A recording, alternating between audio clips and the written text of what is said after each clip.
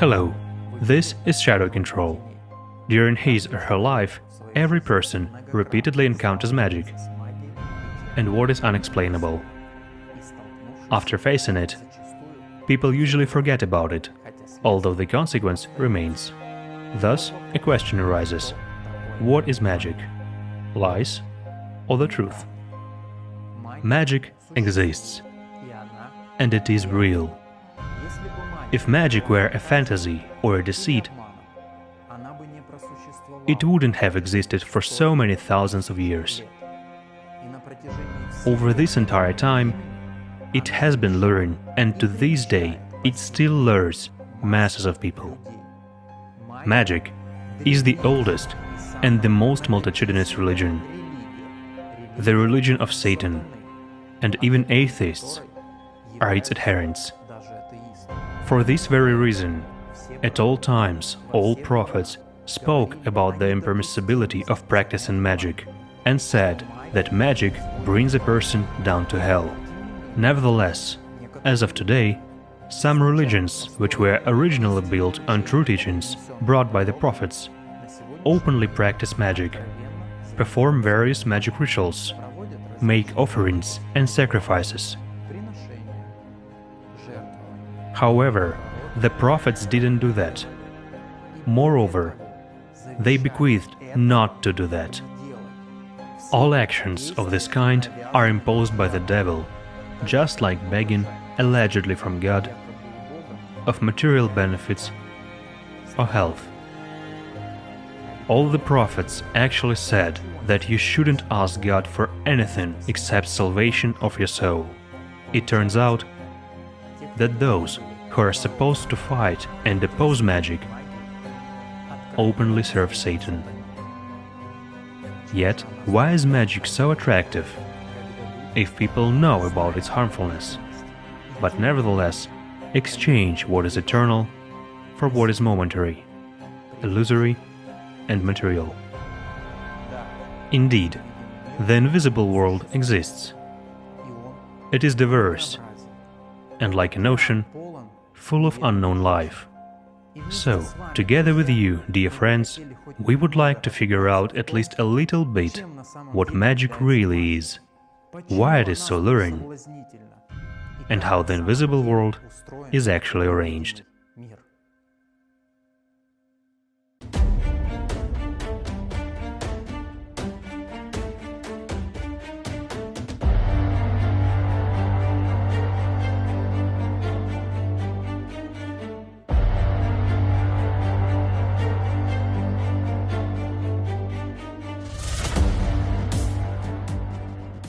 Greetings, this is Shadow Control. Today our guest is Zana. Zana, could you please say how you position yourself? Most likely, I position myself as a person who has a little more of some sacred knowledge than ordinary people. I call myself the one who knows, so I really know and understand certain things. The one who knows, can we say it's a witch? I haven't grown to be a witch yet, because a witch, ведьма in Russian, means the knowing mother. It's a woman who possesses worldly wisdom. I'm only 36 years old and I'm yet far from worldly wisdom, but yes, I consider myself knowledgeable. Zana, could you please tell us how you felt your connection with the world of magic for the first time? And did it happen intuitively or in some other way? It all started in my childhood. When I was 4 years old, my grandmother died. My relatives didn't know she had died. She was at the hospital. I went off into hysterics. I was a 4-year-old child. I was yelling. They couldn't understand what was wrong with me. They took my temperature. That's how I felt the death of my blood kin. It was at the age of 4. I surely don't remember that hysterics, but my parents and my elder brother told me that it had really happened. The next morning, they found out that at that very time, my grandmother died in the hospital. When I was 9, I was given my first fortune-telling deck. That is, my mother and father already understood that I had certain inclinations.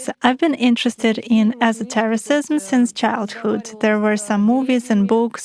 I talked to trees, saw some dwarfs, everything was there. And around the age of 12, in my dream, for the first time, I saw the deceased whom I couldn't possibly know. Those were some people from our king. I told their names to my parents, and everyone was shocked. Around the age of 13, I started to learn and go deeper into all of this because I realized that I was different in some way. I mean, at 13, I realized that I wasn't like everyone else. Do you remember what was in those dreams? What did you see? The deceased started coming to me. That is, probably since the age of 12, I've been in permanent contact with the world of the dead, so to say. They came, some talked, some didn't. If they talked, they asked me to convey something. It wasn't always blood relatives. It happened that it was someone's wife who wanted to say something to her son, while in our family she was, let's say, my uncle's wife. So there were such moments. My parents didn't believe it at first, but when I called names and what to convey, everyone understood that I couldn't find it out from anywhere. But those were mostly acquaintances, right? Yes, sure. Any episodes with complete strangers, people whom I didn't know, never occurred. Is it still so, or can people whom you don't know come at present? No, it still goes through the kin. I was about 20 years old when I started going deeper into the kin, into the ancestral system. I started to study what it is and how to work with it. I drew a tree, let's say a family tree, and started to interact. I began to understand why they particularly come. Could you please share what this understanding is and why do these weird people come to you? I think that my task in this kin is to promote my kin through esotericism because each of us comes to our kin with a certain task. It has to be understood, accepted, and if we fulfill this task, we live well and happily. If we somehow refuse this task, then various unpleasant things happen in our life. I realized that my task in the family is exactly to develop my kin through esotericism, through magic. When I understood this, certain unpleasant moments in my life ended. Do I understand correctly? The task you speak of is the task during your life, right? Right. And if the task is not fulfilled, then the dead relatives actually come. Somewhere they pushed me, somewhere they taught me because I didn't have an advisor. There were certain points, certain dreams. I woke up and realized that I was moving in the right direction. That is, when I felt lost, what to do, where to go. I don't know how to do it, but I understand that I am drawn there. If I don't do that, I feel bad and some events occur in my life. Then these very dreams told me that I was going in the right direction, and in principle, they even showed me how to do it correctly. Does it happen automatically, or do you form a request? No. It definitely doesn't come from me. I have no influence whatsoever on who comes to me in dreams. I never even went to bed and asked, "Show me." Most of the time, if I had a question, an answer just somehow came to me, either in a dream or in a ridiculous situation. Say, I was riding a bus, reading signs on billboards, and I found exactly the phrase that answered my question. Thus, I somehow learned to read signs everywhere since I was a child. There are signs everywhere, but people often don't notice them. When you see these signs, you understand that it's a direct message from someone to you. So can you say that in the beginning of your way, you were moving slowly, intuitively? Yes, like a blind kitten, absolutely. Were there any mistakes in the way? Yes, sure, but mistakes appeared when I already began to work and go deeper into practical magic because I started with a demonic egregore. I started working with evil spirits, and it was the most difficult period in my life, the most frightening one. My psyche was badly affected. It didn't endure when I was 15. Voices and constant calls began. It was real hell. I approached my parents and said, "Let's go to the hospital. I have schizophrenia." Did you tell them yourself? Yes, I said it myself because it was no longer endurable. It hindered me from living. There were voices all the time. They prevented me from falling asleep. They asked me some questions or spoke something all the time. There were times when I woke up and wrote down incantations. In my dreams, I hovered over some villages and knew that I had to burn a house down there or do something bad, that kind of format. So we went to the doctors and they tested me. I underwent various tests. I remember myself passing all this. They concluded that there were no abnormalities in my psyche. They did CT scanning and something else I no longer remember. So basically, there was a moment of my immature psyche. And if we talk about the early development of practice, a person should actually start more with theory. When you immediately plunge into practice, be prepared that your cuckoo can whistle hard. Not everyone is ready for that, and not everyone can survive it and remain a mentally healthy person. Zana, this is a very interesting point. Can you tell us more about that? When you started working with the evil spirits, first of all, how did it happen? How did you decide that you wanted to work with the evil spirits? And secondly, what exactly are evil spirits? And what were your goals in working with them? Like, how does it happen? I will explain. At the age of 15, even 13, when I started practicing, there was this teenage egocentrism. What do you want? To make it quick and interesting, to have results immediately, and so that you can see, touch, and feel it. The first books I began to read were about demonology. As far as I remember, it was some kind of Russian folklore, something related to low-frequency creatures. When you simply call upon this low-frequency force with your thoughts, it is very different from addressing gods. There you need to beg, there you really need to win the favor of high-frequency forces. But if we speak of working with evil spirits, in this case, a thought is enough and they immediately come. I performed some rituals, tried some things, wrote certain things myself, and at one fine moment, a voice started sounding in my head. It happened when I was falling asleep. There was a clear call by my name, and then it kept going. Later, there were moments when in my sleep I was told what to do. Did evil spirits tell you that? Yes, they did. They told me I didn't see them, but only heard voices. The voice was neither male nor female. It was, a vivid whisper like, Zana, Zana. There were moments like that. Evil spirit directly dictated to me what I should do and how. Now I know many things without books as to how to do it correctly. This force dictated that to me. So when the evil spirits came, did that people no longer come, or could they come at the same time? Not at that time. When I started practicing graveyard magic, then yes, it became more acute. When I worked with evil spirits, there were constant voices and demands to give them a task. In other words, I put an evil spirit in my service with a certain ritual, and he constantly asked for tasks. I took the path of blackness, so to say. I did hexes and many other things. That is, I harmed people in different ways and broke the balance at a certain point. For breaking the balance, when good and evil must be respected, but I, so to say, spat right and left with this bile. I was charged a very high price for that afterwards. Which one? I buried my entire family. I lost a child. I buried my parents. I buried my brother. This whole chain that happened literally within 3 years, I was shown and told that it was a payment, which I had to give because in some points I had messed up. In others, let's say I was struck back or paid it off wrong. Because when you start practicing, you want results, but you don't know about safety rules yet. And when you don't have an advisor, you only find out about it when you make mistakes. When you get hit in the head for it, you realize you've done something wrong. So from such points, there eventually grew sort of an unpaid debt to these forces. Therefore, after a while, I started moving away from that, but since it is easier for me to do low-frequency work, as I am on low frequencies myself, I went into graveyard magic. Before we proceed to the very interesting topic of graveyard magic, may I ask you a few questions about the evil spirits? Yes.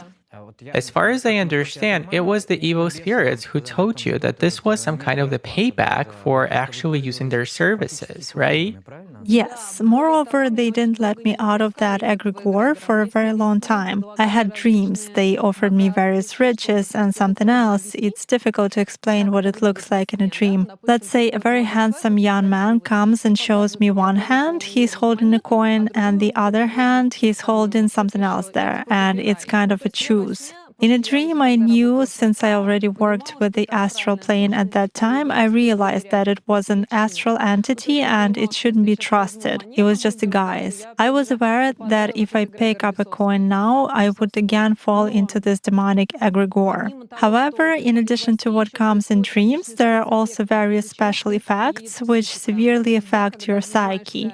When you attract these forces, even on those very payoffs or something else, many moments happen that make horror movies look like nothing more than childish nonsense. If you tell someone, they won't believe it is possible. That would be very interesting. Once I was cleaning a person. I did the cleaning through evil spirits. There is a certain ritual when you put an evil spirit on a candle and the cleaning takes place. So at midnight, I heard a loud child's laughter outside my window. It was totally insane while I live on the 8th floor. Such a special effect. And there was another case. I was doing a ritual and lights in my whole apartment went off. It was the beginning of the practical path, so I ran. Fear was terrible. My heart was beating. I tried to open the door wouldn't open. The door had no handle, just a round wooden handle, no deadbolt. I was forcing my way into the door so hard that it almost flew out. There were moments like that, also through a mirror. Very often when I worked with mirrors, an entity would come through the mirror and I could clearly see its outlines. In the mirror itself? In the mirror itself, yes. When you work with this egregore, you must have no fear, otherwise you will be devoured, you will become a fodder. Here you must have willpower, you must have power over them, meaning they must work for you. So these numerous nuances certainly led to mistakes. Not every person, especially at the age of 15, is capable. Let's say they will mock a person, wrap him or her around their finger, and do whatever they want. And what do these evil spirits look like in the mirror? You know how? Usually it's just a dark silhouette, like some substance of dense dark energy. I cannot say that I've seen someone's face or a hooded head. It's just a cluster of dark energy that has distinct human-like contours. So you can characterize these evil spirits as a cloud of energy?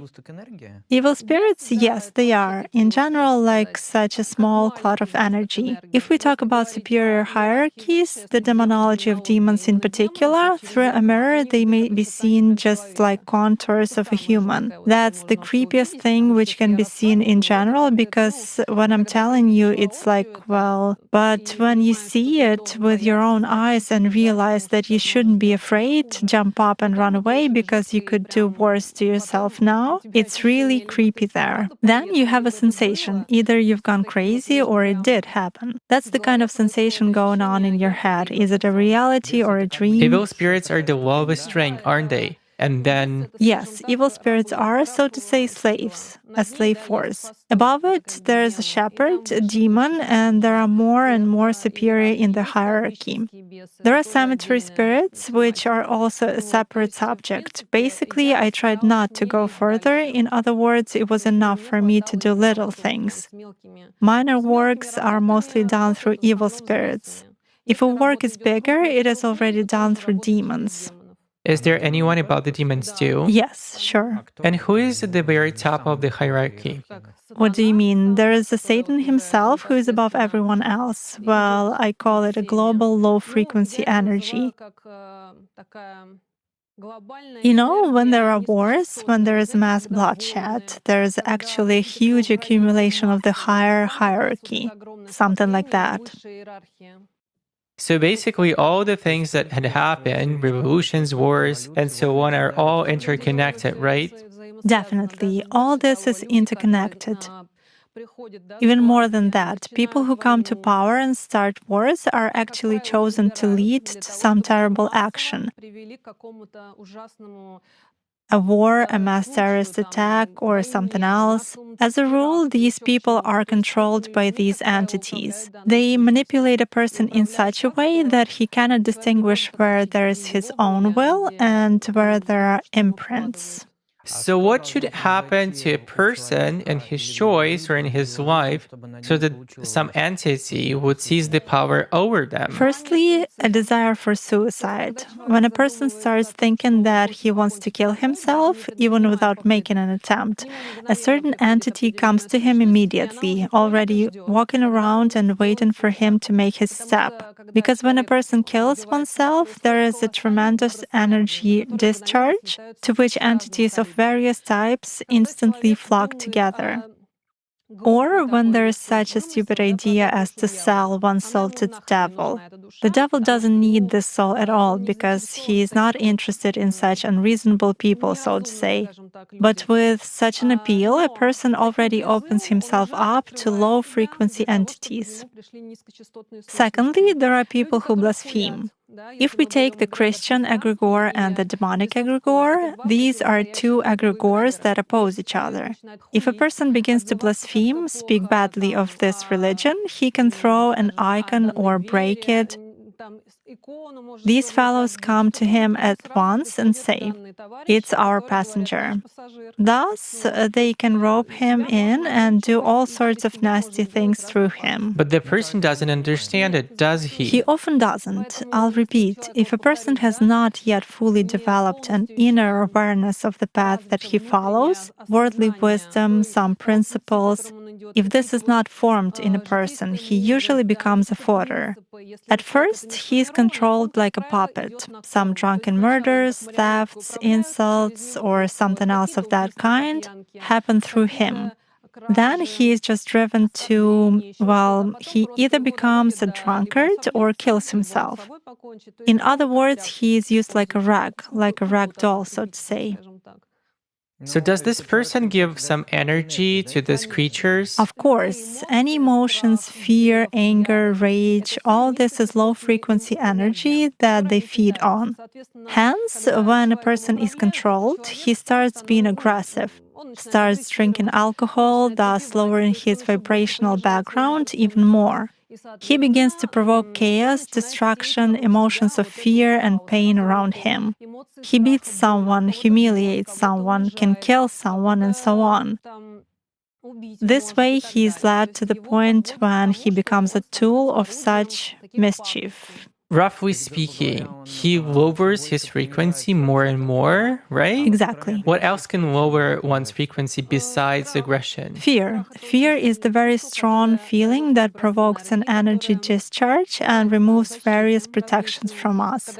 When a person is afraid, he is vulnerable and open to invisible settlers. Let's put it so. Fear is probably one of the most... the rest are less powerful: anger, rage, sorrow, but they also have low frequency. Envy. Envy, yes. This is also an interesting point. How do you feel internally? How did you understand that you had to work specifically with low frequencies? Attraction. I'm drawn there. I'm interested. You mean intuitively? Intuitively. I understand that when I speak and dirty swear words pour out of me instead of normal words, I am now holding myself in hand with you, let's say. Then, of course, I feel what vibrations I actually live on, and I understand what vibrations it's more convenient for me to work at. Is it some kind of a feeling of inner comfort? Yes, inner comfort, sometimes sort of bile and malicious joy is flowing. I understand that these are low-frequency emotions, but I am comfortable in them. But still, you probably aspire to something else, aren't you? Please share. It is very interesting. Of course I do. Like all people, do you aspire for that very love, let's say? Given that love has a high frequency, how much does it resonate with the fact that you work with low frequency? I separate. If we talk about working at low frequencies or about love in the family for dear and near people, how to say, love is a very powerful energy which can even fight with various lower astral entities. But there's a lot of love in my life, more for animals than for people. There is such a point. Why so? After many years of working with people, I became disappointed. Disappointment is largely due to people's bile and the way they carefully cover it up. Disappointment from wearing masks, from duplicity, because often people come to appointments saying, "I'm so goody-goody, but I've been hurt. Zana, help me, clean it up."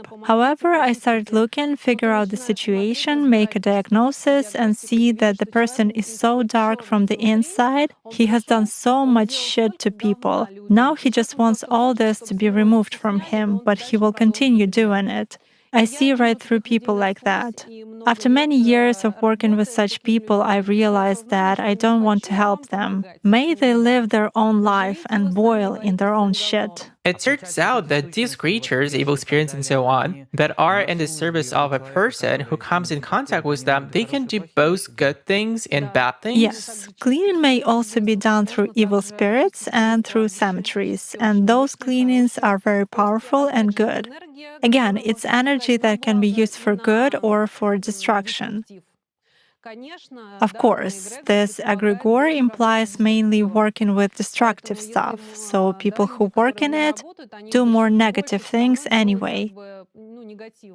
But it is also possible to ensure cleaning and protection with the help of evil spirits. What do people who work mostly with negativity, like with evil spirits and with certain entities, get out of that? Just comfort? No, benefits. Like material benefits? It's a contract. It's not always material. It depends on what a person wants. Some people want money, some people want fame, while someone wants other people to be around so that he's not alone. And as a rule, we give away something very important for that.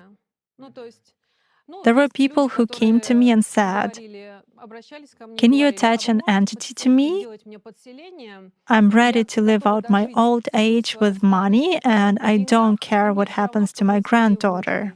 Thus, people are sometimes ready to pawn their children as a payment, to pawn their grandchildren, their lives, and so on. Are people able to pawn their relatives? There is a certain contract with certain force. Not everything may be voiced, unfortunately.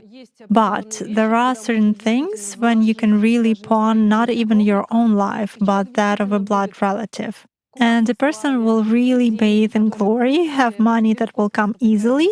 But eventually there will come a moment when that force will need to take a certain person. And then anything can happen to that person. She, a granddaughter, may become a prostitute or a drug addict.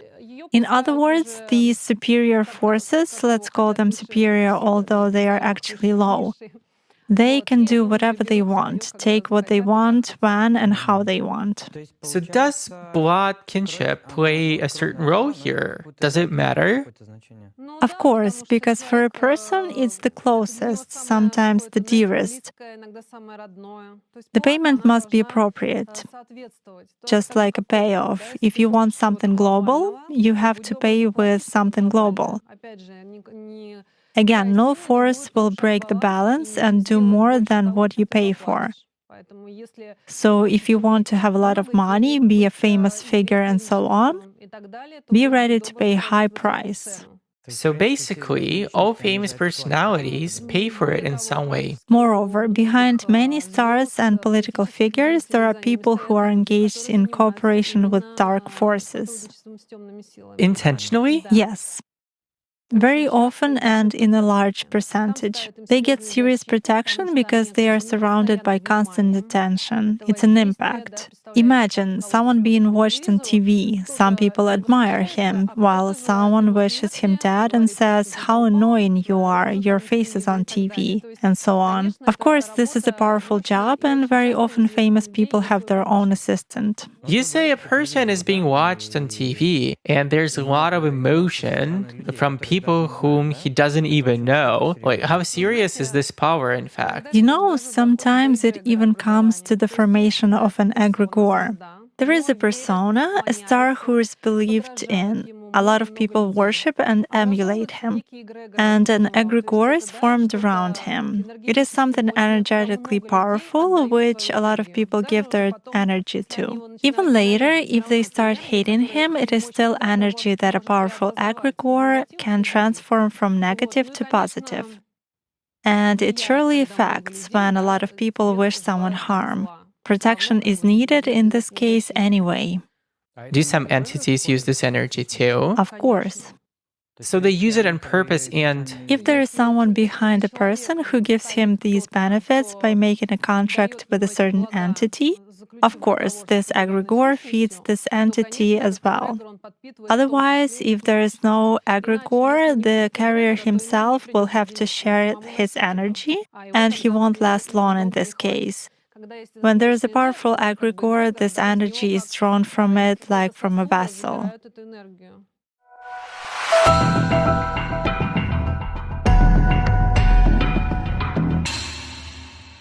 You said that you first worked with evil spirits and then you started doing graveyard magic. Yes. Can you tell us more what it actually is? Generally speaking, the egregore of death is very powerful. It's a completely different territory. These are completely different vibrations. They are very low. This sensation of death, well, I cannot even compare it with anything else. I mean, when I work in a graveyard, this is an inner sensation. Sometimes tears may come involuntarily when I call them. This is already an interaction with something different. Let's take some religion, okay?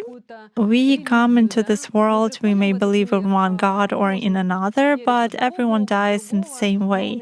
Death comes to everyone, regardless of what religion, what egregore, what system, and so on they were in. It's a completely different force, a very powerful one. I work with cemeteries more for myself, for some of my needs. I used to work with people in the past, but at some point I became uninterested and lost the desire to help people. Nowadays, let's say people are so perverted and dark inside that sometimes I just don't want to break the balance. Somebody's eating you up, so let them eat you. You deserve it. Over the years, I've come to realize that I don't want to help anyone. Does it work somehow selectively for you? Selectively. Of course, there are people who come and I feel I can help. I feel that I should do that. And it's even without cards for the most part. It's on an intuitive level. So you work with your clients based on these various sensations, on how much you want to. Right. I'm not after money like many other practitioners who need as much as possible to make a curse or to cast a spell just to take money. I'm interested in the process itself. I'm interested in analyzing certain cases. I'm interested in personal meetings. When I have a living person in front of me, I am in direct contact with him. I connect to him and feel internally whether it's worth helping him or not. And how do you work in graveyard, if it's not a secret? I enjoy working with graveyards. A graveyard is a place where there's also a church. There's a certain energy in that church. People don't get married and do not undergo christening there. There is a certain energy of death in such places. Funeral specifically, right? Yes, mostly. While a cemetery is where there's just an area of the cemetery, but no church, if we distinguish the concepts. In a cemetery, I work through the master. Only once I worked through the mistress. Of the cemetery? Yes, it's again intuitive. When I came to work in a cemetery for the very first time, I came by intuition. I just mentally turned to some, let's say, collective energy, which is the master, and I needed a certain grave there. Did you know which one? I knew what name I needed the grave with. So it was an order of some kind? Yes, it was an order. But I went to make a purchase, an offering, so as to get to know that place. And so a dog came, I remember it very clearly, and it just ran forward, sometimes looking back at me. I followed it. When it brought me to this grave, that inner fear, some kind of a horror, along with admiration and awareness that it wasn't a dream. That was a sensation I remembered for the rest of my life. When such a contact occurs, I feel it immediately. When I come to one cemetery, I feel that something is wrong here. Some drunkard has fallen out from behind the fence, it's like an obstacle. Or at some point, everything is covered with snow if it is deep autumn or winter. Well, in that case, there was a clear response. I mostly get responses through animals. When I work at a cemetery where my mother is buried, an owl always comes flying. I even have a picture in my phone. The owl flies in, and I know for sure that it's a response, so I work with the grave. There are also working graves, active ones, so to say, and there are deaf graves, which make no sense to work with. What does it depend on? Residual energy. Residual energy, when I interact, I feel that it is active. They still hear me there. They accept my offerings, let's say a commemorative rite that is done on a grave. But when a grave is deaf, I try to manipulate it and there is silence in response. But these are more recent graves, right? No, they can be very old. It exactly relates to the residual energy which remains on graves for some time. That's what it gives. I never work with children's graves. Why? Because, as a rule, when a child is dying, he or she has no awareness of death. And when you work with children's graves, first of all, this is how the most terrible curses are done for death. If you attach a dead child to a person, it is practically impossible to remove him or her afterwards. That energy is attracted to the living one, it feeds on it. So the energy is the liberatory attached. Yes, a dead person is attached, but even when a practitioner works with a child's grave, he can also catch that energy on himself. Therefore, as for me, in my entire practice, I never worked with children's graves, and it's a taboo for me. But mostly there are such special effects from time to time. I hear someone's voice, or I stand near a grave, and it's as if someone gets acquainted with me. I'm next to myself, or I somehow hear fragments of phrases in my head. I clearly understand that I'm in a dialogue. There are moments when animals come. They come clearly, lead me to the needed grave, and then stop. Once I was even looking for the name Ramil, the rarest name for us, and I was taken right to Ramil's grave. This is really, at such moments, I just think, wow, even after working for many years, sometimes I cannot believe it is possible. Did you ever have cases when, let's say, people who contacted you told you things which surprised you? Well, there is no such contact like a straightforward conversation. It is usually, point-by-point phrases of some kind. And what about? I like sweets, or bring me some vodka, I want to smoke, or let's say I loved her, help my son. At that, I don't know who that son is. There are just some phrases that I hear as a voice in my head, but again, it's not clear a man's voice or a woman's voice. But these are different voices. They are different, yes. Evil spirits manifest through a vivid whisper. As a rule, it is something between a male and female voice, but I kind of more feel that it's a man or a woman speaking. So in some of the rituals, you come into contact with these voices, right? Yes, exactly. If there is purposeful work. If it's a purposeful work, if I need the deceased to take something away from someone, or on the contrary, to attach something to him. What does that actually mean? Suppose you come into contact with a deceased person. So you attach him to some person and he's like, for a certain fee. I pay a fee to the graveyard master and perform a rite on the grave of the deceased. So there is a separate payment to the deceased, a separate work with the master, and I also clearly stipulate in the contract what I want from the deceased. What he should do, whom he should go to, whom he should follow, who he should cling to, and so on. But it's only his blood relatives, or not necessarily? No, absolutely not. There is no difference here at all. So this dead person then consumes energy of a living person? His residual energy clings to the living. When I attach him to a living person, he begins to feed on that person. Often when I settle a dead person into someone, it happens that the living person gets new taste preferences. For example, he never smoked this brand of cigarettes, but suddenly he is attracted to this particular brand. He never liked this perfume and suddenly decides to like some sweet one. Such things begin to happen. Limbs get cold, people often break into a sweat, their legs hurt, they get confused, or a person often stumbles. There is always a sensation that someone is standing behind them, and the person is constantly constantly looking around. There is a sensation that someone is watching. Exactly from behind? Exactly from behind, usually, yes. At such moments, it is already possible to say that perhaps there is a necrotic attachment. A person starts having dreams about cemeteries, about some coffins. That is, the theme of death begins to be present in dreams. A person wonders, what happens after death? If I commit suicide, what awaits me there? These kinds of thoughts start coming. He begins to be in this state all the time. His energy is gone, he is sleepy all the time. When he gets up, he already has no energy. He seems to have slept, but he feels like he hasn't slept for a week. This way, little by little, a dead man is eating him energetically, so to say. Until a person dies? Until a person does what you want, for what you attach this dead man to him, or until he dies.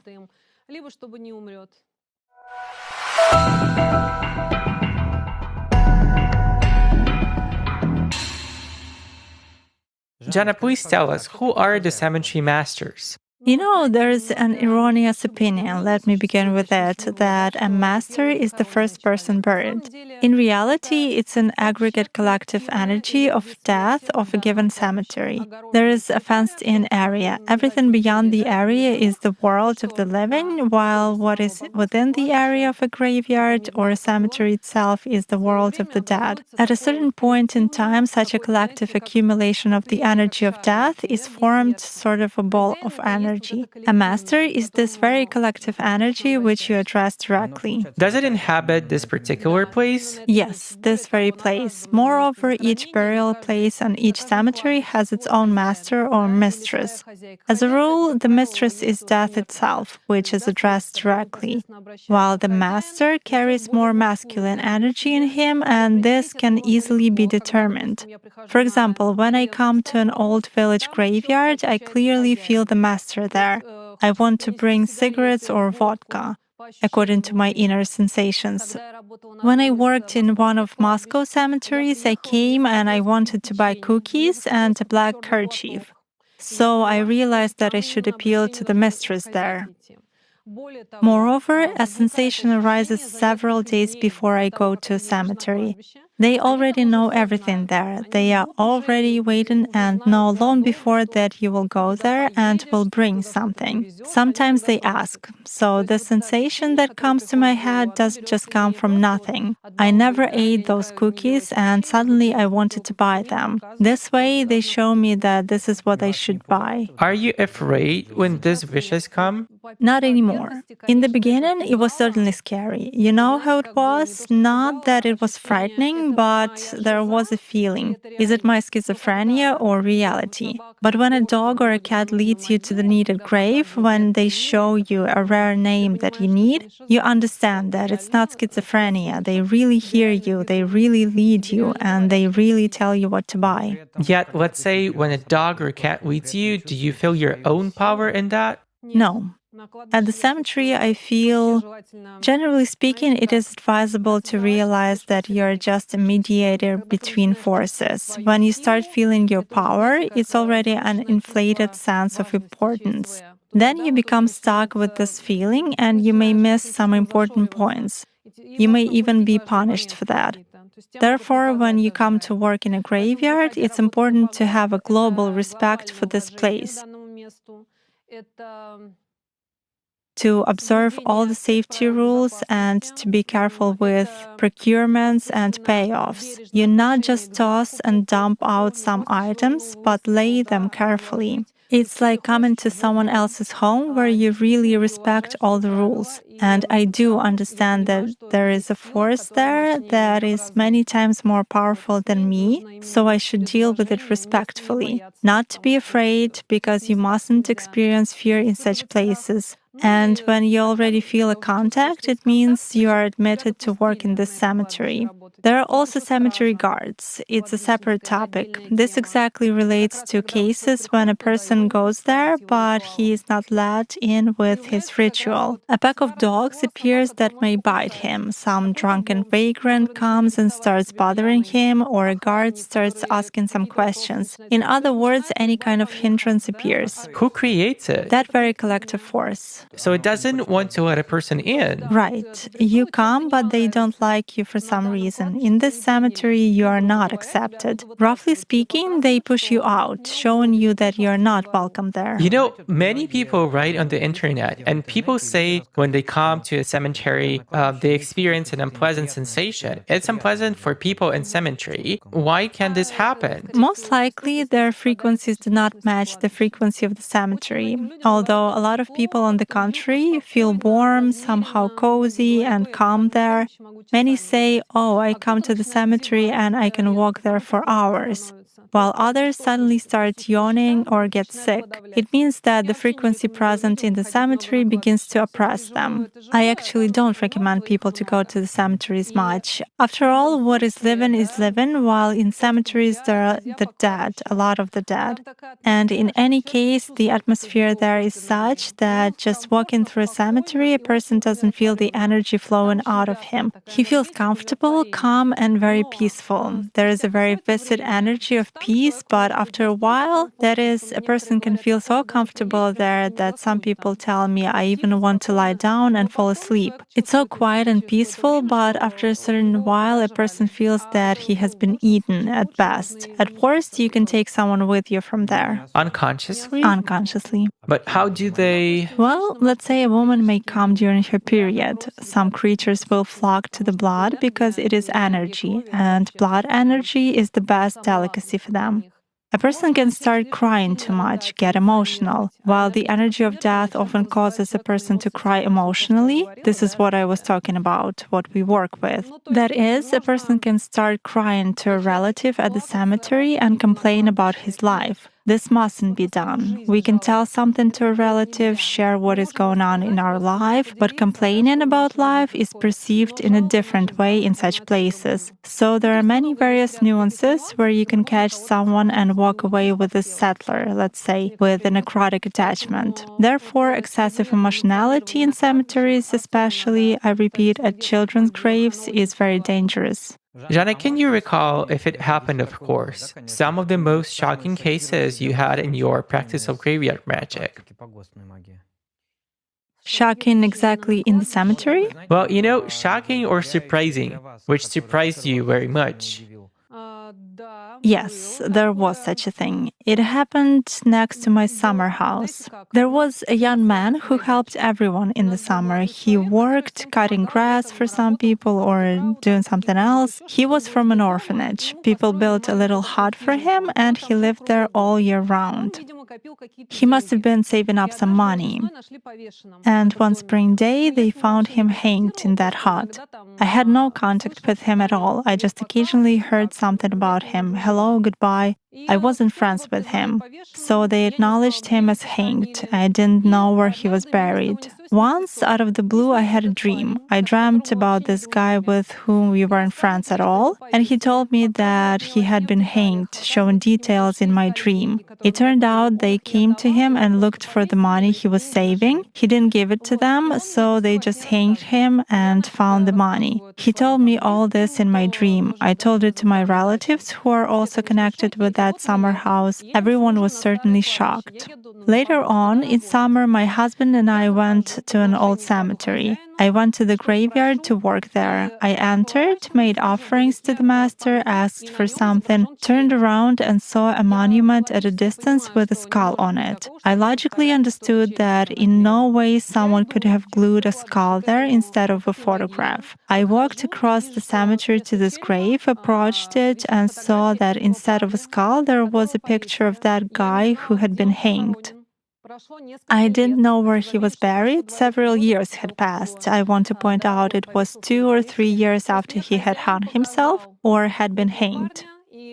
So the master showed me this guy, and the story he told me in my dream came together into kind of a jigsaw puzzle. He was really buried a little bit outside the cemetery, and his grave was shown to me with a skull. This was shocking to me, because of all the graveyards around our area, I came to that particular one, where I was clearly led to the grave of the guy I had dreamt about. Such a thing happened to me for the first time. I realized that my task was to tell people that he hadn't done it himself, but had been killed. And so after that, he never came back. He didn't come after that. I cleaned his grave as appropriate. If the master brought me there, I had to respect the place.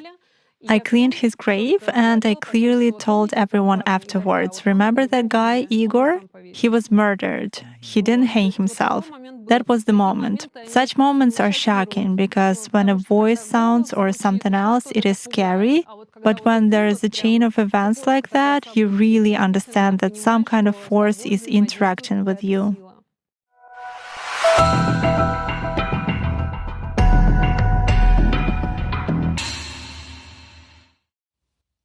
So this is your main business now, isn't it?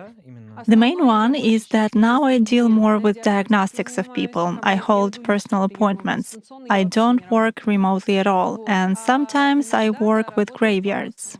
What methods of work do you use at personal meetings? Cards. Cards? Yes. I rarely take people for cleaning. I mostly work on power days, holidays of the wheel of the year, pagan holidays, so to say.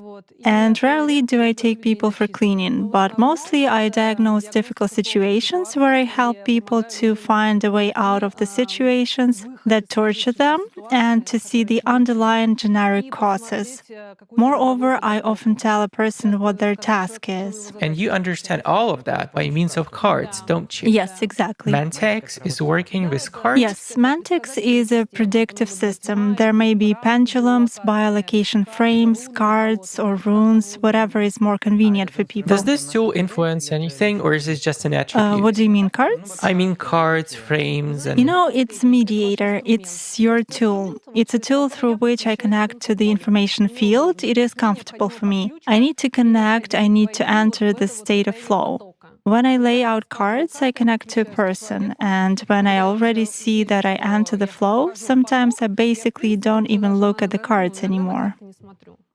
How would you describe this state of flow? Like an altered state of consciousness? Yes, it is sort of, an alpha state. I feel it as a kind of vacuum that begins to appear around me, and I stop hearing other extraneous sounds. Even if someone is drilling something outside the window, there are some noises, all of them sort of dissolve, and I realize that's it. I enter the flow. It is such a slight state of vacuum. At this moment, you begin to see or feel something, right? Right, to see, to read information, to feel, but mostly it is sort of a sensation of some slipping phrases in my head. I mean, it's not a sound, but like magazine clippings right in front of my eyes. Like a telegram. Yes, like a telegram flies by. That's a very similar comparison. And when I start telling a person, he answers yes, meaning he confirms something. Then I realize that I have entered this flow. Then I don't even have to look at the person, I look at the cards. But that's it, information is coming.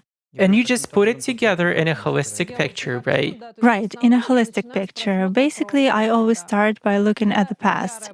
I'm an ardent opponent of looking into the future. I never look into the future. And why? For many reasons. First of all, the future has many variations. Secondly, there are emergent events, and there is a formed series of events. And there are other nuances. You look at the person who is doing well now, but then someone ruins him, and his entire life vector changes. Some of his paths are blocked and his future changes. What do you mean by someone ruins him? Well, let's say I looked at a person. He has competitors in business and they made him a magic roadblock, or some kind of a Robin spell or curse. Correspondingly, they blocked some energy centers for this person and some areas in his life started falling apart. Therefore, everything I would tell him about the future, which I see only as forming events, would not be correct at all. Also, a person can have several roads. If he chooses this road, the development of events will follow one scenario. If he chooses another road, the scenario will be different. When we speak of a person's future, we deprive him of this choice. In other words, we present something to him as determined. Our psyche works in such a way that even if we reject something, we will still give ourselves an internal directive to that. That's why I believe that a person must not be given any directives to certain events. He must choose on his own. Is it because you deprive him of a choice? I deprive him of a choice.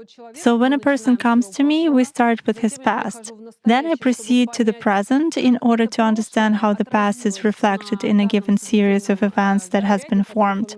And then I give him variations. I tell him what will happen if he goes this way and how events will develop in the long run if he goes the other way. A person leaves retaining his right of choice, where I have clearly laid out what will happen and how. If I tell a woman that in the future she will have a husband, children, and so on, and she, let's say, is already married now, she will begin to get fixated. Why did she see that I will have a husband? It means I'm going to be divorced. There are many of such moments when self-suggestion begins in a person. Therefore, I don't want to take this kind of responsibility, and I think... Is it a responsibility? Yes, of course. For a person? For a person, yes. It's not even a responsibility. You can ruin a person's life. You can see the events that lie ahead of him, but he has to learn his own lesson. By voicing this to him, I deprive him of an opportunity to learn this lesson on his own. I can be punished for interfering in his life without the consent of a higher force, so to say. In other words, I disclose the information which he shouldn't know so far or shouldn't know at all. There are a lot of nuances here too. That's why I always give a person the right to choose and voice different ways. What will happen if he goes one way or another? How do you understand what a person mustn't be told? Does this also come in the form of some images? It may come in images, or sometimes when I start speaking, I, get hiccups, or I begin to speak and get a sharp spasm, as if my breathing is blocked. At such moments, I clearly understand that certain forces are directly preventing me from saying it. Sometimes I see certain combinations of cards that tell me right now, no, I mustn't say it. Maybe you can show us the cards for the sake of interest. Let's say, how do you see if you are not allowed to speak? There are different combinations, but I'll start by saying that I'm not a tarotist. I work with 36-sheet playing cards. Often in such a layout, I have the 8 of spades as an overlap and the Jack of spades, all empty. Did you somehow determine for yourself this particular card? Yes, sure. It's when you already have experience with the layout of cards. For example, this combination shows that something mustn't be said. There is a blockage. Everything is empty, which means you should keep silent in the conversation. Are these some special cards you have? These are ordinary playing cards just with engravings. Do you work with the same deck for many years or change them from time to time? This is my main deck. There are 4 other decks. One I use to diagnose negativity. This one is general, so to say, where I identify various social and domestic problems. And there are some other decks where I look at health and explicitly love stuff. Love stuff means when people want to cast a spell? Yes, it means relationships, when they ask, look, if we'll be together, and so on. Is that a frequently asked question? That's the first question. Personal life is a number one issue in terms of the number of requests from people. Many people have unsettled personal lives. My approach is to understand the reason why a personal life is unsettled and to eliminate that reason rather than to bind a man and a woman together by force. A woman may not be able to build a relationship with any man because of some inner blocks or ancestral background. That's why I always look through the past and seek for the root of the problem, because it is better to fix what triggered it rather than to look only at some superficial symptoms. Zana, please tell us, there is an interesting point which is not quite clear. Look, you said that you work at low frequencies and that you're comfortable.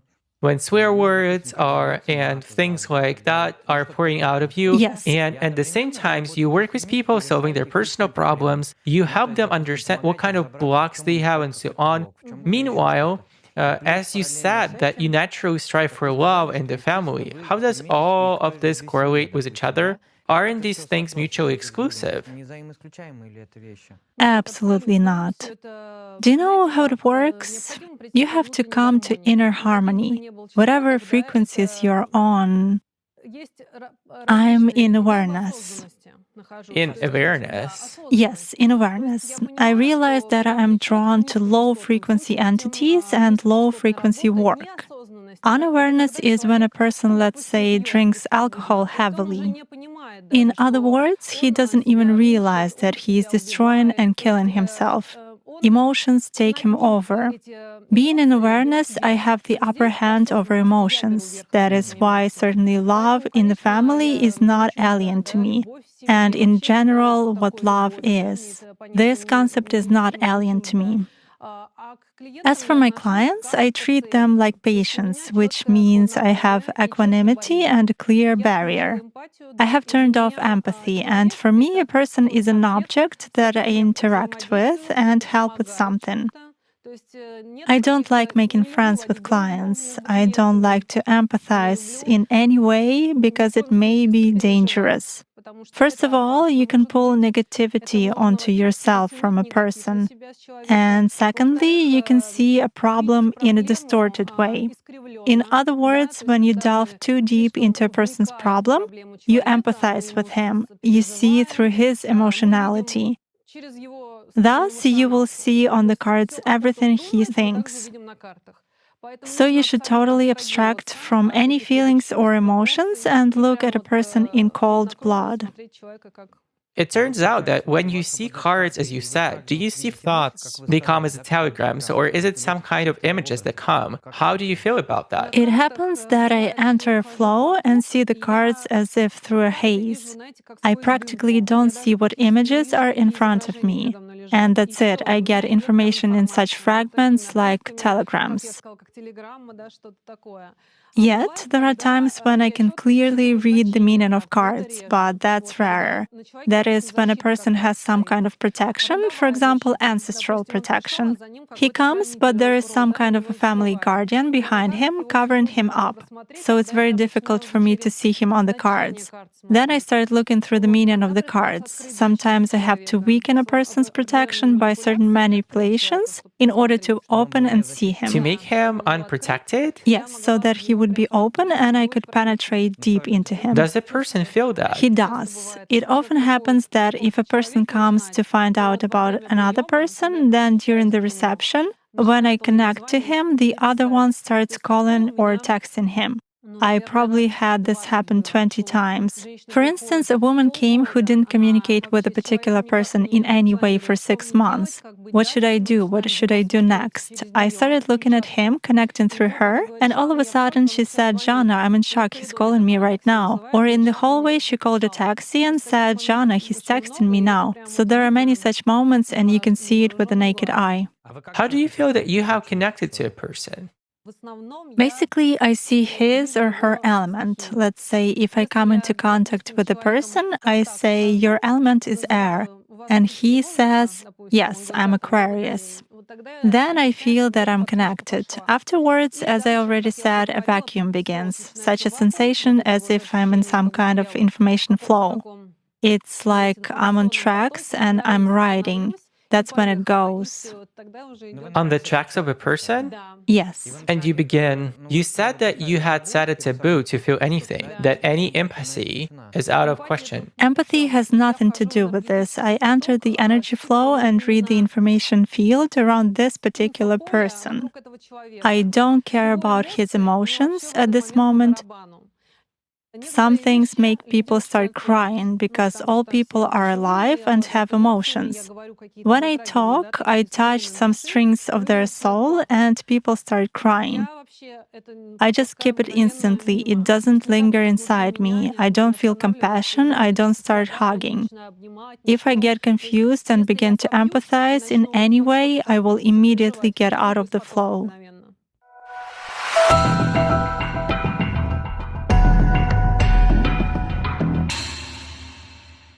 Zana, can you tell us more about the tools you work with and how it works in general?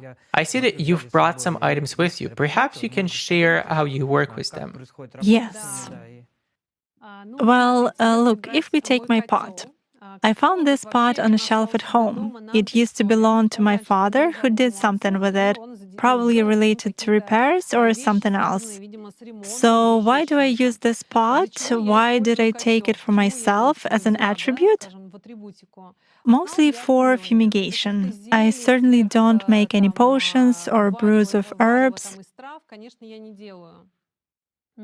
But if I fume a room, I burn herbs, put them in the pot, and just walk around.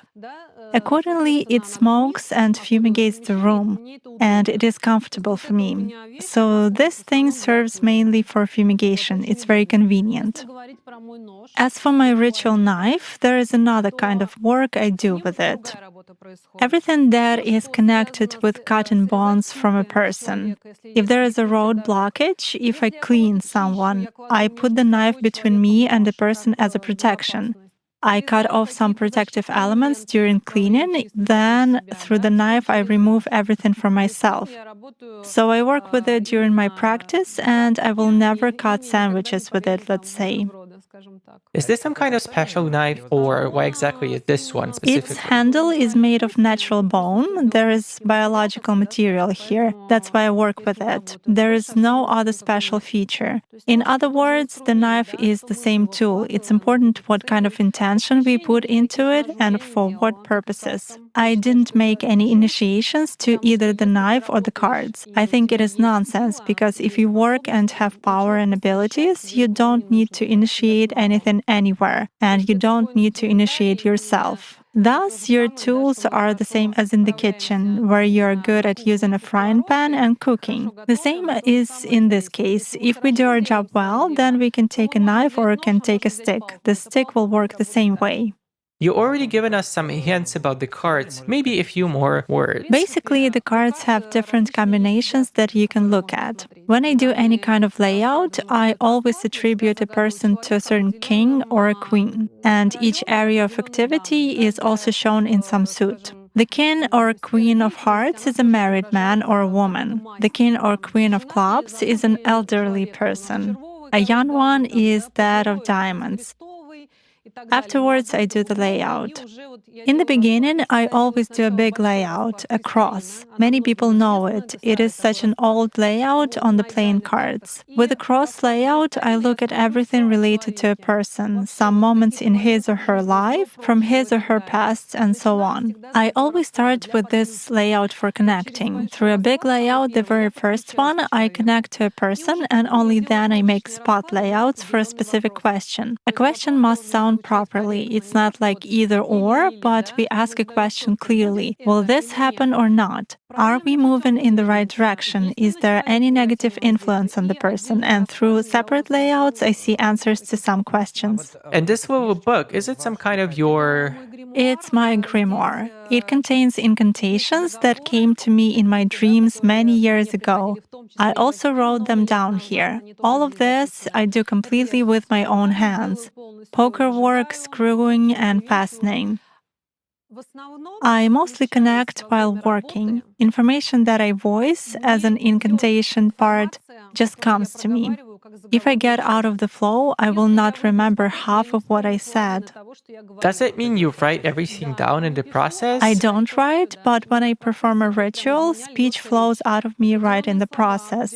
Certain words, locks, and keys in the incantation. Keys are keywords contained in the incantation. Locks are something that closes. It's the final part when we close our incantation so that no one would remove it or interrupt it, and so on. But there are also incantations that I inherited from someone. My sister conveys them to me, and there are incantations which I saw in my dreams. So this grimoire contains everything that I need. There are certain layouts that I have drawn.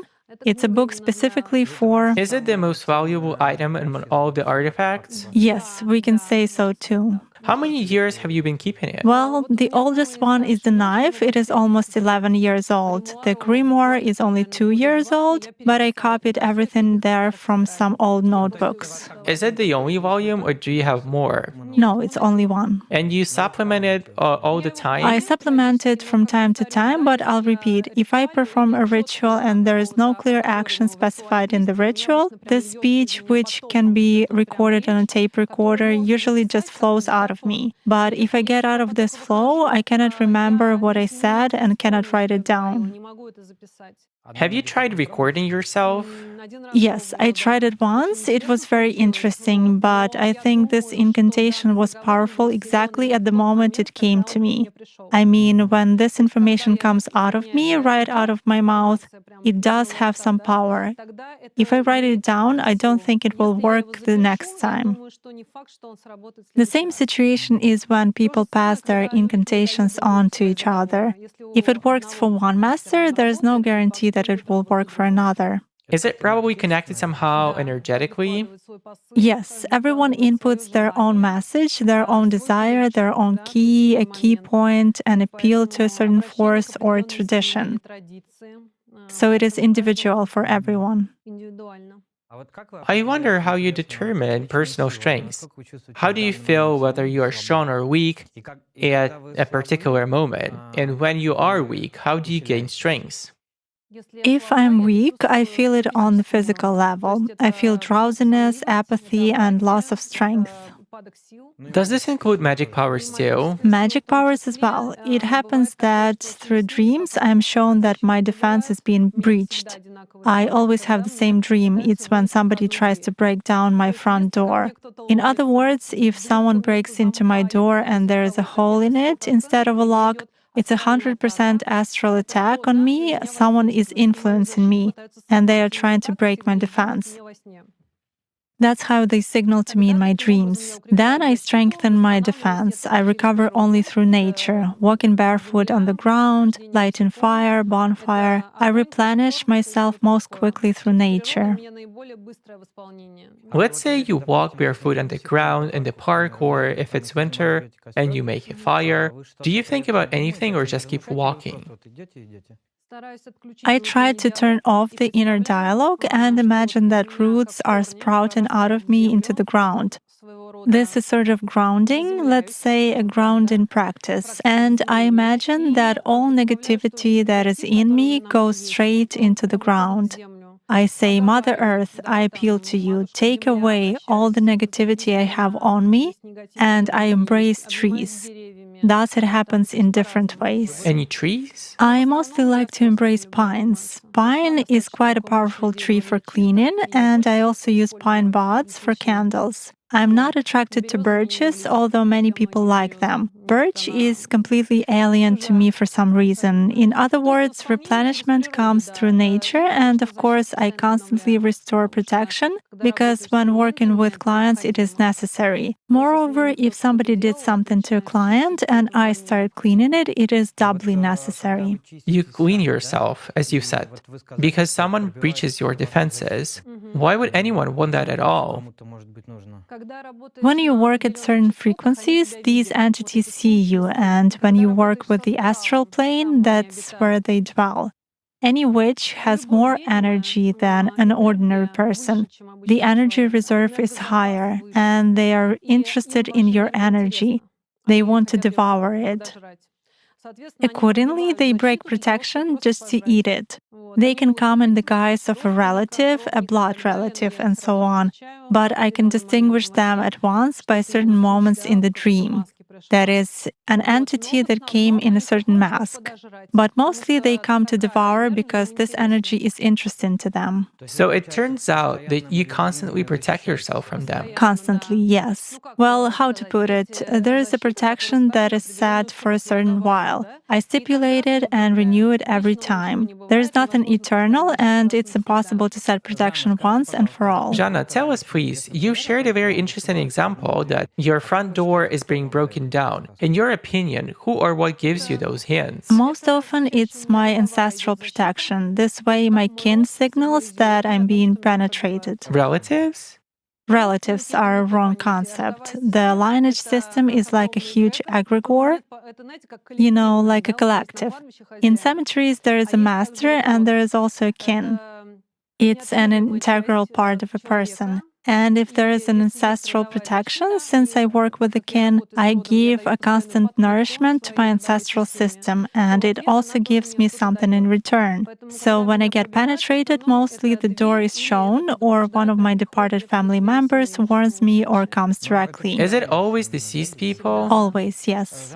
Zana, after you perform some ritual or enter an altered state of consciousness, how do you feel afterwards?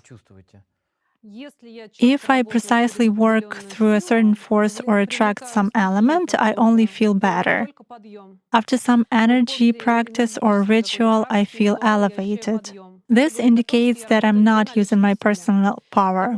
Because if I call for some forces, appeal to them, and feel a decline in power, it means they haven't come to me. They haven't heard me, and I stupidly use up my energy.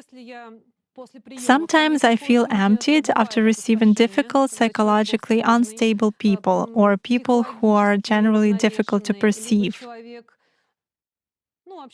There can be energy devastation, and I want to wash my face and rinse my hands up to elbows. There are such moments when I want to cleanse myself right away. Which elements do you mean, like fire and water? Yes, air, earth. And let's say in case of graveyard magic, does it happen in a different way? In graveyard magic, I address through the work, through the master, through access to the energy of the dead. There shouldn't be a loss of strength there either. So basically, always after... There has to be either a neutral state or even an elevation, because when you feel a loss of strength after rituals, it means something went wrong. You've been eaten or wasted your energy. That's my personal experience. Of course, if a ritual lasts for several hours, I feel physical fatigue. I can speak for a long time, reciting some incantation 70 times, sometimes it happens, and I'm just tired on the physical level, but energy fatigue is different from physical fatigue. In which way, roughly? Well, how to say, physical fatigue is like cleaning a house. You want to sit down and rest. While energy fatigue is a sleepy state. You want to lie down and fall asleep. You are unable to raise your hand. Your body becomes heavy, and there is a mass in your head. That's what energy exhaustion is.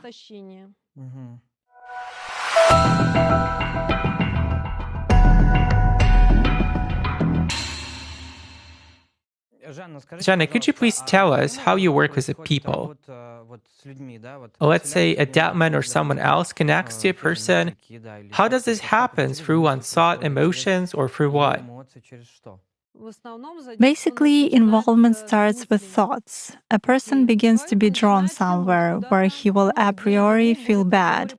He can approach some company, ask for a cigarette, and they will beat him up. Or he will go and get drunk so much that he will fall asleep somewhere and will be robbed. In other words, it begins with the insertion of an alien thought into a person's head, and due to this thought, a person starts acting. So there is a chain that starts with a thought, and everything ends at the physical level.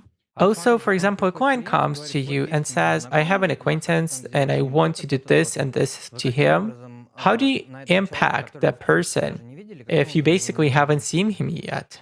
Well, I don't do such things anymore. When I used to do it, I did it through demons. Do you need a photo, a name, or something else for that? I definitely needed a person's photo, and in the rarest cases, I had to hear his or her voice. I could call a person on the phone as if I had the wrong number, and it was enough for me to hear his or her voice. When you have a person's photo, hear his voice, and let's say you know his name, do you form some kind of image of this person? I catch his energy trail. It is such a thing, invisible thread. I mean, I visualize this person, his image, his mental imprint. I visualize a thin thread from him to me, an energy channel. And I already shove or tie into this channel whatever I want. If we consider it associatively, that's what it roughly looks like. So you find a person somewhere in the world of energies. Yes, sort of on the astral plane. Does he feel anything at that moment? What do you think? Well, he may have a flush or a fever, or a person may stumble suddenly or begin to wander in speech. This can happen. When you work through dark forces, a person often wakes up at a certain hour during the night. While working with a person, it is especially done on holidays, because on holidays, a person usually drinks alcohol. On the New Year Eve or on the 8th of March. And you purposely wait for these holidays in order to weaken his energy, to weaken his natural or ancestral protection and begin to work on him. So when a person is drunk, he... Yes, definitely. Does the amount of alcohol matter? Sure. If a person is drunk, he sleeps. He has no control over himself. He loses awareness. So he's already vulnerable. Basically, alcohol lowers vibrations instantly, then it is easier to work. It is easier to attach an entity, and it is easier to take possession of a person's mind. Does it mean that it's more difficult to influence a person if he keeps his thoughts in purity? Yes, absolutely. When faced with various religions, it is very difficult to influence Muslims. They are in a constant connection with the egregore. They do namaz every day and read prayers on a daily basis. They are constantly under some kind of a dome, so it is very difficult to influence them. When you start impacting a person, he begins to address in a prayer. Indeed, many of them are very different from those who come to church only when everything is bad in their life. They come to pray, and then for 5 years they forget about God, some canons, and so on. Muslims, as a rule, passionately believe and passionately give energy to their egregore. And this egregore protects them very well. That's why it is very difficult to work to make any kind of influence on a true Muslim believer.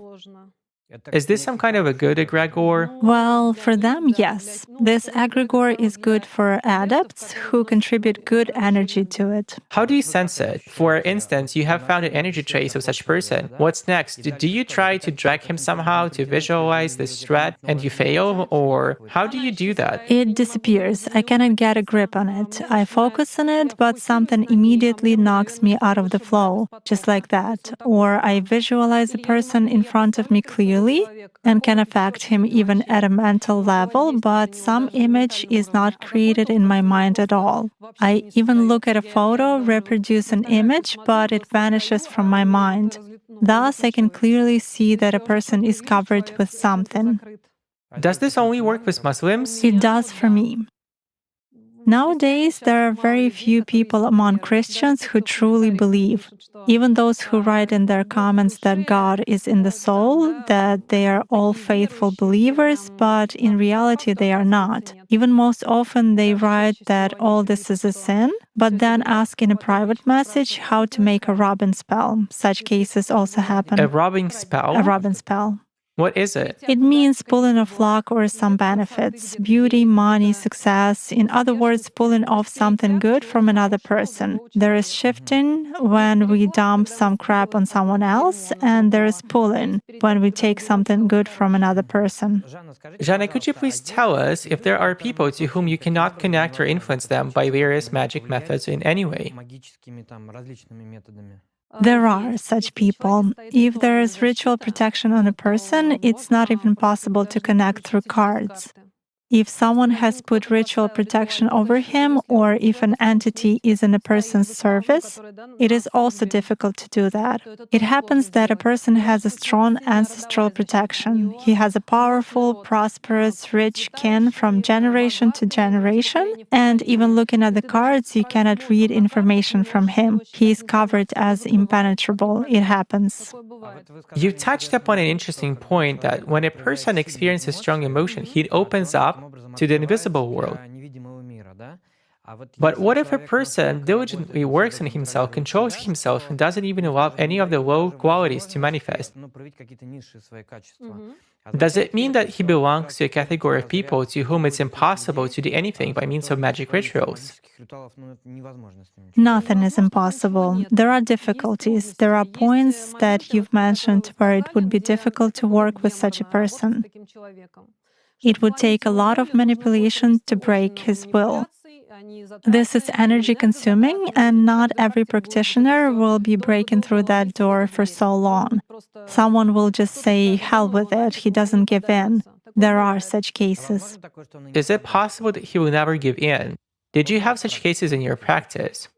I had once. There was a man who didn't give in at all. He felt a strong impact but didn't give in. Were you personally acquainted with him, or did you get his photo, roughly speaking? No, how to say, it was an order, but I met this person once. That man was an athlete, very hard-tempered, and he had self-control, a really tough one. Athletes and military men may have such a temper. His willpower was at such a level that it was very difficult to work with him, even through evil spirits. In the end, I refused. Self-control at the level of emotions, right? Yes, discipline, self-control. The man controlled and distinguished his thoughts from alien ones. Hazes had no effect on him. He was fully aware. Such people are very difficult to work with. There are such people indeed. What do you mean by the word awareness? When a person understands that something is wrong with him, that he goes against his principles. Let's say he will never cheat on his wife. He has the principle that if there is one, then it's forever. I attach an entity that pushes him. You should cheat. You should sleep with that female client. And his principles definitely take over. That's what awareness is about. A person doesn't succumb to any provocations that are imposed on him and intended to break his will. But if someone is already attached to him, can these principles not be of his own? That's exactly where awareness comes in. You realize, how come these principles not be mine my whole life? You mean, who am I, right? Right. I lived my whole life with this. Where do these thoughts come from? When a person begins to turn on such a protective element, he immediately weakens the effect of an entity or a haze. A protective element is a search for oneself, isn't it? Yes, it means to be on. You know, it's like hypnosis. When they begin to put us into hypnosis, but we catch this moment and start reciting a poem in our mind, for example, we thus immediately interrupt the state of induced hypnosis. The same is true when working with magic. When a person begins to realize that something is wrong with him, delve into himself, try to control his emotions and follow his principles. It is very difficult to work with him.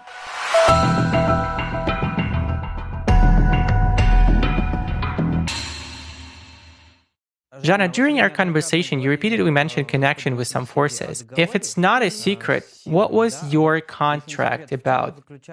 I mean, what do you pay with for possessing this power? This mustn't be disclosed. What I paid off to this force is forbidden to talk about. But I can say that a person who concluded a contract, if we are speaking of dark forces, and who knows what he will pay with, by calling this force, he does grab through it and brings necessary energy into this egregore. I mean, it's also an egregore, only it feeds on a different energy.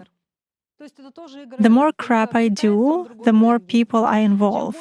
You know, it's like bring a friend and you'll get a bonus. It works in this case. The more people renounce the cross because of me and turn away from the church, the more energy I bring into that egregore, the more it will give me.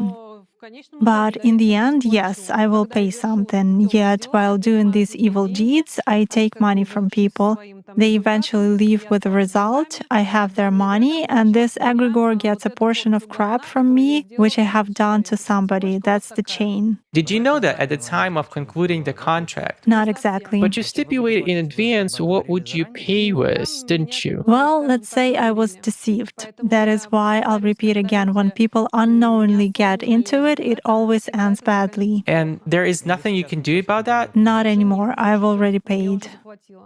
So all the conditions have been fulfilled. I've paid in full, so to say. That's the only reason I left this egregore, because I lost everything, the most precious I had. Payment due came at the moment when I began to renounce it. Since you quit, go ahead and pay. Is it actually scary to live? To live? Well, how to put it? It depends on what you're afraid of. So much around. Speaking about practice, I can say that when I buried my entire family, life became much easier. In the sense that there is nothing I can be afraid of losing. As a rule, people are afraid to live if they are not completely selfish. They are worried about their relatives and friends. They are afraid of losing what is most precious. That is probably the fear of a normal person who really loves someone and feels something. When you have nothing to lose, this fear disappears and you already realize that you are alone, one-on-one with yourself, and in fact, you've already passed the threshold of fear, which could be worst for you. To a certain extent, the absence of fear gives you strength. You stop being afraid of living, dying, and so on. Zana, what advice would you give to our viewers who might be afraid of some impact of the invisible world? Well, and just to people who would like to live happily in well-being and in peace of mind and so on. I wish such people not to break the balance. If you want others to do you good, don't do crap to others either. Because as a rule, there is no boomerang, there is balance. Think positively, because often people start telling themselves, I cannot do that, I won't make it, this is my destiny. No, you should think positively, you should attract good things into your life with your intention. Raise your vibrations, go in for sports, spend more time in nature, energize your life in every way. Don't live like in a Groundhog Day. You come home from work, eat, hang out somewhere on the weekend, and go back to work. You should develop, read, educate yourself, develop spiritually, maintain your physical shape. I mean, all this together. I can advise people to just take care of themselves, of their life, and bring only the best into it. Zana, thank you so much for coming to our studio. It's been a big pleasure talking to you. For me, it's also a great pleasure visiting you. I hope I answered some of the questions. Thank you. Dear friends, if you have any questions, please send them to our email. You will find it in the description below. This was Shadow Control. We wish you all the best.